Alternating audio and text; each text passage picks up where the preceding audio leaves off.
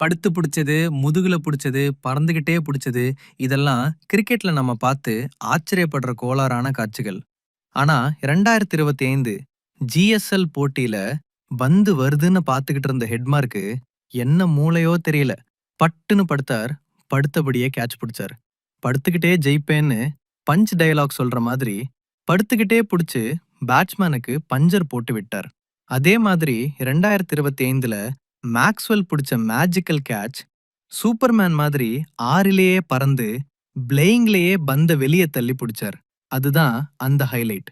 மேலும் பிபிஎல்என் 13வது சீசன்ல பவுண்டரிக்குள்ள Michael Hussey காட்டின ஒரு முரட்டு வித்த சொல்ல வேணும். கோர்ட்டுக்கு அந்த பக்கம் 1/4 மணி நேரம் நடந்து போய் கால் படமா கேட்ச் பிடிச்சிட்டு வந்தாரு. அதுதான் பெரிய விஷயம். வயசான அங்கிள்களுக்கு பொதுவா முதுகு பிடிக்கும். ஆனா அந்த அங்கிள் மட்டும் முதுகு வச்சே கேட்ச் பிடிச்சார். அந்த அமேசிங் எஃபர்ட்டுக்கு முழு கிரெடிட் அவரோட முதுகுக்கு தான்.